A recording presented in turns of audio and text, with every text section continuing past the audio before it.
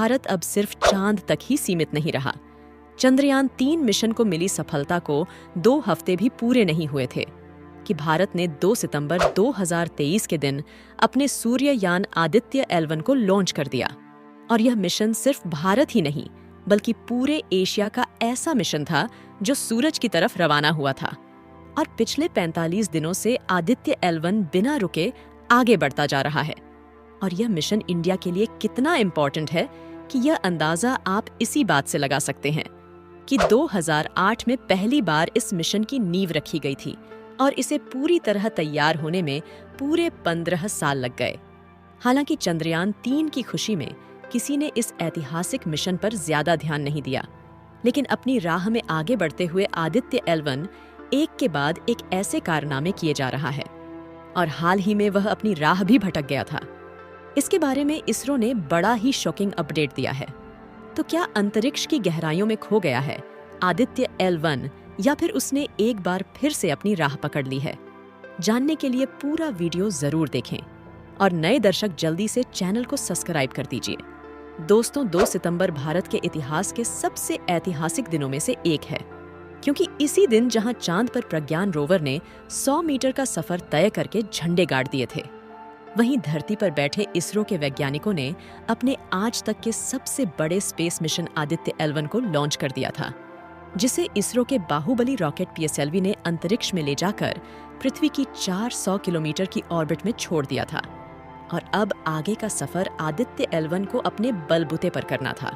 और यह सफर कोई 20-22 दिन का नहीं बल्कि पूरे 109 दिन और करीब 80 लाख किलोमीटर बड़ा था।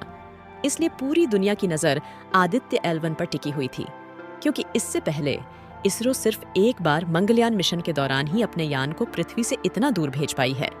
जिसके बाद हम एक बड़ी खुशखबरी मिली कि 30 सितंबर के दिन इसरो के वैज्ञानिकों ने कमांड सेंटर में बैठकर एक बटन दबाया, जिससे आदित्य L1 ने अपने इंजन ऑन करके 40,000 किलोमीटर की तेज रफ्तार से पृथ्वी की गोलाई वाली कक्षा छोड़ दी और L1 पॉइंट पर जाने के लंबे गैलेक्टिक हाईवे को पकड़ लिया। लेकिन वो कहते हैं ना कि ब्रह्मांड पर हमारा बिल्कुल भी कंट्रोल नहीं है और वहां अचानक से मुसीबतें अंतरिक्ष यान के दरवाजे पर दस्तक दे देती है। ऐसा ही कुछ हुआ आदित्य L1 के साथ। जी हाँ, अपनी राह में आगे बढ़ते हुए अचानक से भारत का सूर्ययान अपनी राह से भटक गया था और दूसरी तरफ निकल पड़ा था, जिससे इसरो की हेड ऑफिस में भगदड़ मच गई थी।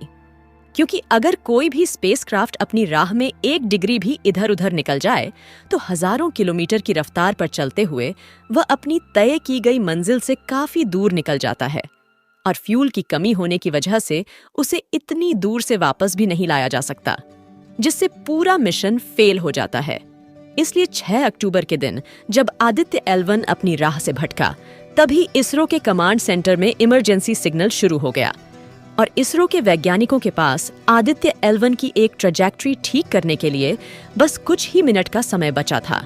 तो जल्दी से सभी वैज्ञानिकों ने अपने कंप्यूटर संभाले और परफेक्ट कैलकुलेशन करके तुरंत आदित्य L1 का इंजन फायर कर दिया, जिससे उसने तय किए गए एंगल पर मुड़कर अपनी रफ्तार बढ़ाई और देखते ही देखे अपनी राह में वापस आ गया।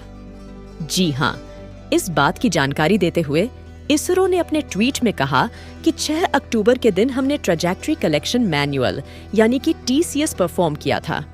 इसके लिए आदित्य L1 के इंजन को 16 सेकंड के लिए फायर किया गया था।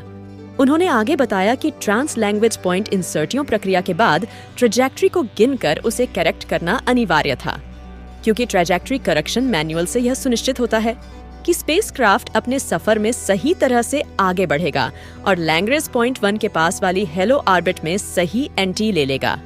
इस वक्त आदित्य L1 सही सलामत आगे बढ़ रहा है। अब से कुछ दिनों के बाद उसके मैग्नेटोमीटर को फिर से ऑन कर दिया जाएगा, यानी कि दोस्तों, इसरो ने सूर्ययान अपनी राह से पूरी तरह से भटक जाए उसके पहले ही इसरो के वैज्ञानिकों ने सही कदम उठाकर इसकी मुसीबत से छुटकारा पा लिया है और अब ये अपनी मंजिल की तरफ आगे बढ़ चुका है। आपको बता दें कि सूर्य और पृथ्वी के बीच की दूरी लगभग 150 मिलियन किलोमीटर है और आदित्य L1 इस डिस्टेंस का 1% यानी कि पृथ्वी से 15 लाख किलोमीटर दूर ब्रह्मांड में मौजूद लैंग्रेज पॉइंट 1 पर जाने वाला है। जिसकी हैलो ऑन ऑर्बिट में यह बिना फ्यूल का इस्तेमाल किए अगले 5 साल तक घूमता रहेगा और वहां सूर्य की स्टडी करेगा। अब आपके दिमाग में यह सवाल आ रहा होगा कि कितना दूर से ही करना था। तो फिर पृथ्वी की निकली कक्षा यानी 400 किलोमीटर की ऑन ऑर्बिट में भी घूमकर सूर्य की ऑब्जर्वेशन की जा सकती है। तो फिर इतना दूर क्यों जाना? तो बता दें कि लैंगिस पॉइंट 1 एक ऐसी जगह है जहां पर आदित्य L1 को किसी भी ग्रहण का सामना नहीं करना पड़ेगा, यानी कि वो 2400 घंटे 365 दिन लगातार सूर्य की ऑब्जर्वेशन कर सकता है। इस पॉइंट पर सूर्य और पृथ्वी दोनों के ग्रेविटेशनल फोर्स एक समान होने की वजह से एक दूसरे को कैंसिल कर देते हैं। यानी इस पॉइंट पर पहुंचने के बाद ना सूर्य और ना पृथ्वी आदित्य L1 पर ग्रेविटी यानी खिंचाव पर लगा पाएंगे, जिससे आदित्य L1 को ऑर्बिट में रहने में आसानी होती है।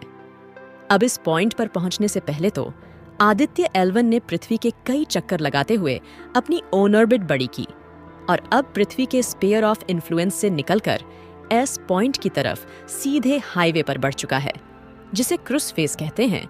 इस क्रूज फेज के खत्म होने के बाद ये लैंग्रीज पॉइंट 1 के पास एक बड़ा चक्कर लगाएगा और मौका मिलते ही A1 पॉइंट के ऑन ऑर्बिट में घुस जाएगा, जहां से इसका रिसर्च वर्क शुरू होगा। अब जो कि इसरो अपने स्पेसक्राफ्ट को डायरेक्ट भेजने की बजाय गोल घूमर फ्यूल बचाते हुए आगे भेजता है। इसलिए दूसरी स्पेस एजेंसीज के मुकाबले हमारा रास्ता थोड़ा बड़ा होता है। जैसे कि चंद्रयान 3 को 55 लाख किलोमीटर का सफर करना पड़ा था और अब आदित्य L1 को अपनी मंजिल तक पहुंचने में करीब 80 लाख से 1 करोड़ किलोमीटर का सफर तय करना पड़ेगा, जिसमें यह करीब 109 दिन लेने वाला है। यानी कि नवंबर के आखिरी हफ्ते में या फिर दिसंबर के पहले हफ्ते में यह अपनी मंजिल में पहुंच जाएगा। अब आप कहोगे कि वह सब तो ठीक है, लेकिन L1 पॉइंट पर जाकर आदित्य L1 करेगा क्या?